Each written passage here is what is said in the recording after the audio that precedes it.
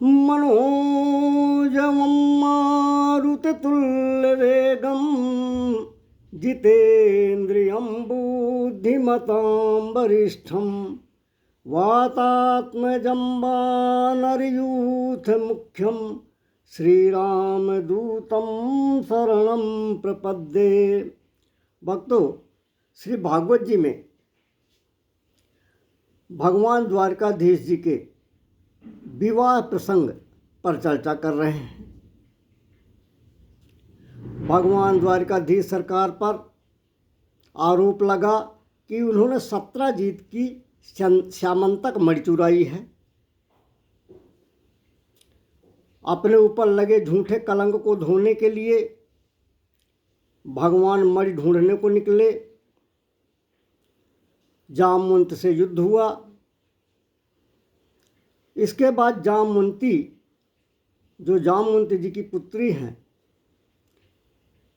उनसे जामवंत जी ने भगवान का विवाह किया और श्यामंतक मणि देकर अपनी पुत्री के साथ विदा किया।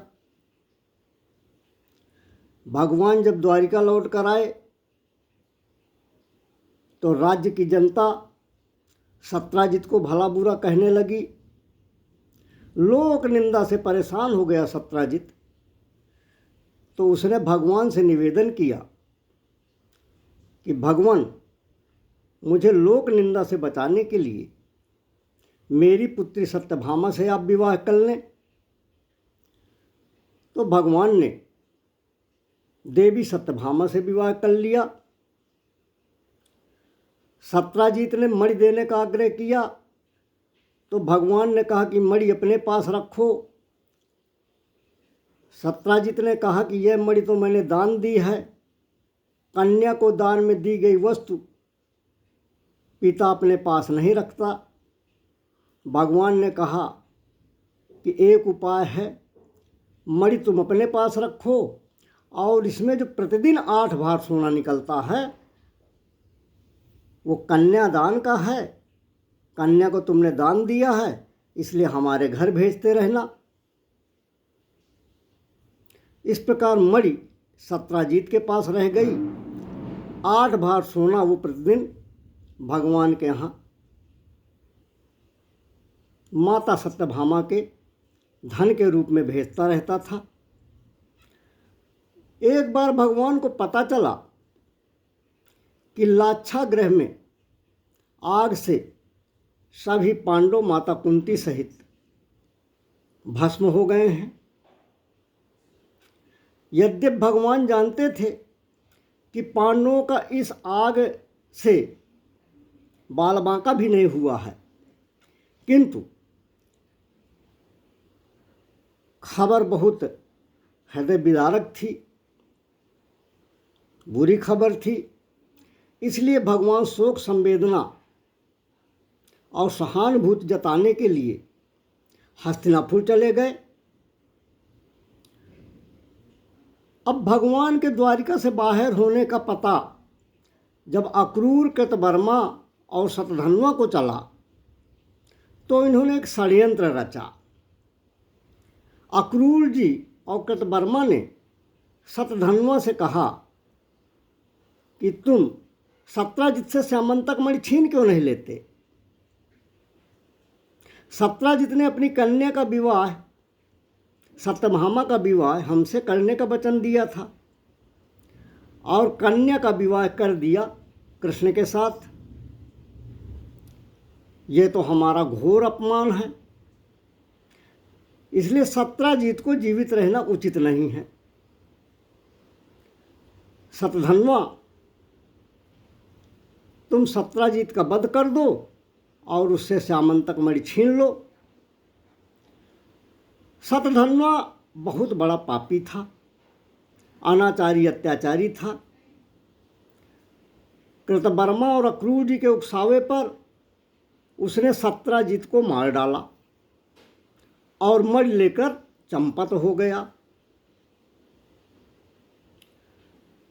अब पिता की मृत्यु के बाद सत्यभामा जी का रो रो कर बुरा हाल हो गया। वे सिर पटक पटक कर रो रही थीं। शोक संतप्त सत्यभामा जी हस्तिनापुर चली गईं। वहाँ भगवान द्वारिकाधीश और बलभद्र सरकार के सामने अपने पिता का वध का समाचार सुनाया। तो भगवान सत्यभामा को लेकर द्वारिका चले आए। बलराम जी ने भगवान से कहा कि मैं मिथिलापुरी जा रहा हूँ, वहाँ मिथिला नरेश जनक जी से मिलकर कुछ दिन सत्संग करूँगा।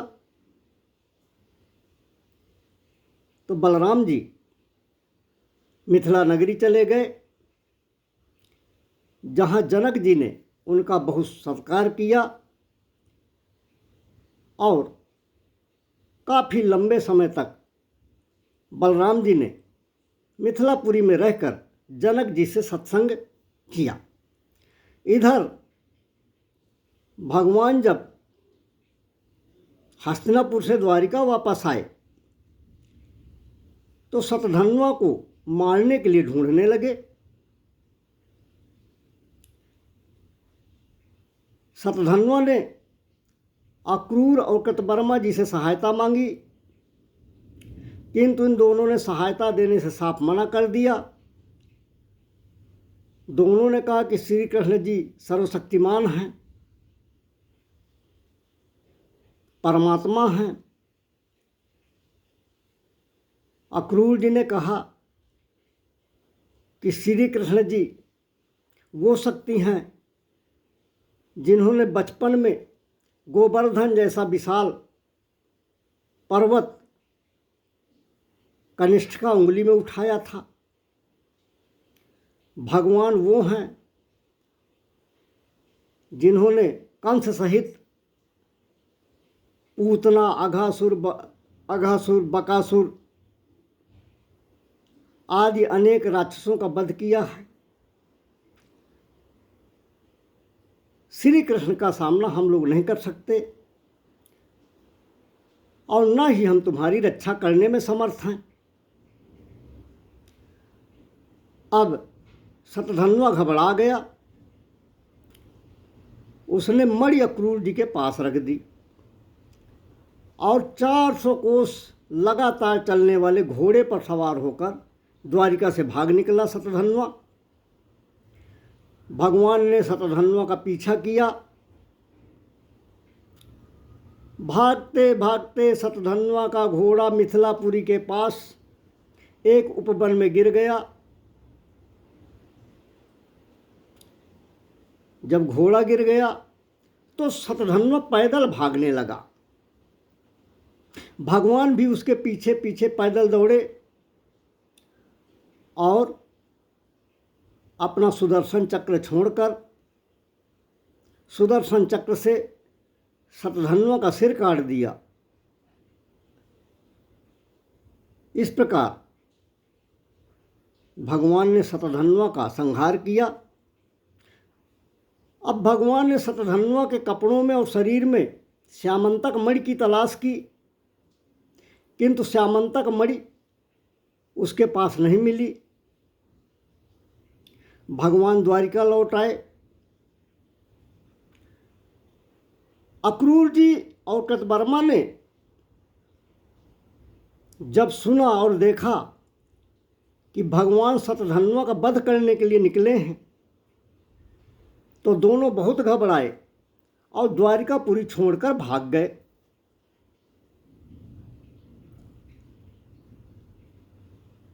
भगवान शतधन्वा का वध करके द्वारिकापुरी आए तो द्वारिकापुरी में तमाम दैहिक दैविक आपदाएं फैल गईं। अकाल पड़ गया। कहते हैं कि अक्रूर जी जहाँ रहते हैं वहाँ दैहिक दैविक और भौतिक ताप नहीं व्यापते हैं, सूखा और अकाल नहीं पड़ता है। यद्यपि यह बात पुष्टिकारक रूप में नहीं कही जा सकती, क्योंकि जहाँ पर साक्षात भगवान परब्रह्म परमेश्वर द्वारिकाधीश जी विराजमान हैं, वहाँ इन सब बातों का प्रभाव होना कतई असंभव है। किंतु भगवान को नरलीला करनी है, इसलिए जब नरलीला करनी है तो प्रकृति के प्रभाव से भी नर रूप में प्रभावित होना है। द्वारिका के निवासियों ने भगवान से कहा कि भगवान, अक्रूर जी के पिता में वो शक्ति थी कि कभी भी अकाल और महामारी नहीं होती थी। एक बार काशी में बड़ा सूखा पड़ गया, अकाल पड़ गया। अक्रूर जी के पिता स्वखल्प जी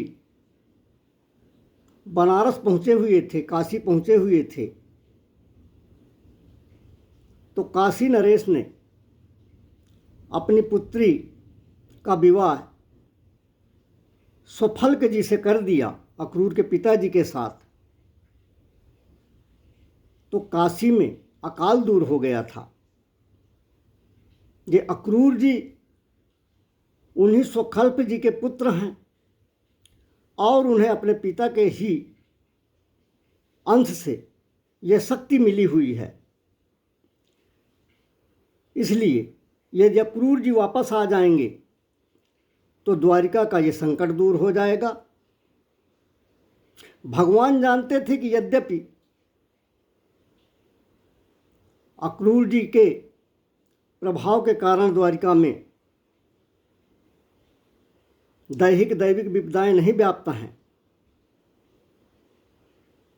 भगवान जानते थे कि ये मेरी लीला के प्रभाव से व्याप्त हैं।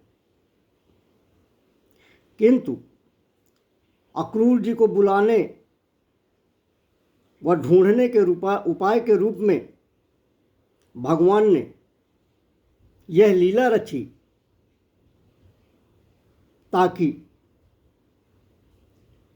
लोगों की धारणा यह बन जाए कि अक्रूर जी का द्वारिका में होना आवश्यक है। तो भगवान ने जनाकांक्षाओं का मान रखते हुए अक्रूर जी को वापस बुलाया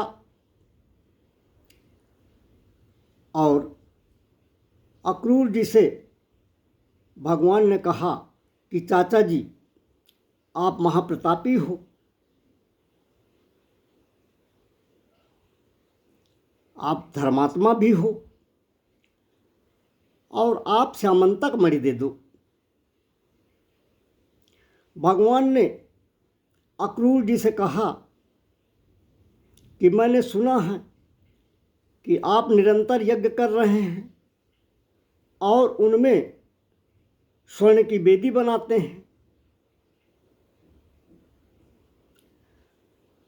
जब स्वर्ण की वेदी बनाते हैं तो इससे बिल्कुल प्रमाणित है कि श्यामंतक मणि आपके ही पास है। भगवान ने अनेक प्रकार से सांत्वना देकर, ढाढ़स देकर अक्रूर जी का भय दूर किया और प्रेम पूर्वक बात किया, पूछा। तो अक्रूर जी ने अपने वस्त्रों में से लिपटी हुई मणि निकालकर भगवान को दे दी। भगवान ने वो मणि अपने बंधु बांधवों को दिखाकर अपना कलंक दूर किया और उसे अपने पास रखने में समर्थ होने के उपरांत भी अक्रूर जी को लौटा दिया। इस प्रकार से श्यामंतक मणि अक्रूर जी के पास पहुंच गई। अब भगवान ने 3 विवाह कर लिए हैं। चौथा विवाह भगवान का माता कालिंदी जी के साथ, माता यमुना जी के साथ हुआ। एकदा पांडवान् द्रष्टुं प्रतीतान् पुरुषोत्तमः इंद्रप्रस्थं गतः श्रीमान् युयुधानो दिभिर्वृतः। एक बार भगवान द्वारिकाधीश अपने प्रिय पांडवों से मिलने के लिए द्वारिकापुरी से इंद्रप्रस्थ पधारे। इंद्रप्रस्थ आज दिल्ली कहलाती है। पांडवों ने भगवान का बड़ा स्वागत किया। अब भगवान बरसात के 4 महीनों तक इंद्रप्रस्थ में ही रहे। सुखदेव स्वामी कहते हैं परीक्षित जी से, परीक्षित, एक बार अर्जुन और भगवान द्वारिकाधीश रथ में सवार होकर जंगल की ओर निकल गए। वहाँ जंगल में अर्जुन ने काफ़ी शिकार किया। अर्जुन शिकार खेलते खेलते थक गए, प्यास लगी तो जमुना जी के किनारे गए। भगवान और अर्जुन ने यमुना जी में हाथ पैर धुला, प्यास बुझाई पानी पीकर। देखते हैं कि यमुना के तट पर एक कन्या तपस्या कर रही है।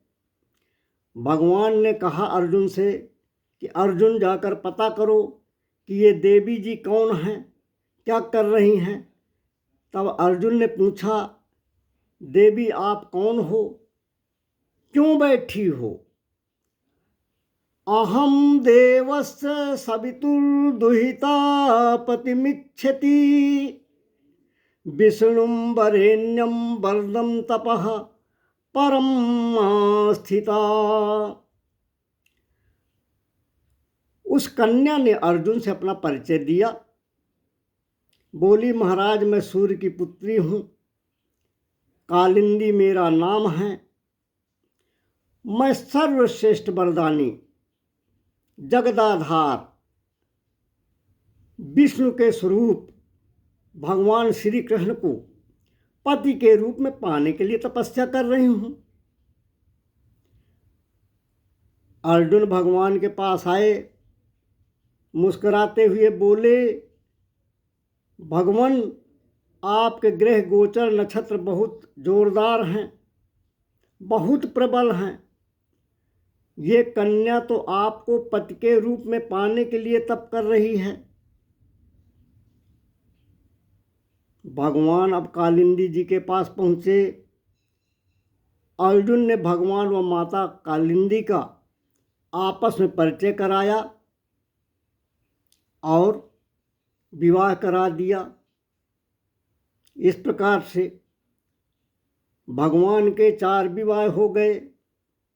शेष विवाहों की कथा आगे कहने का प्रयास करेंगे।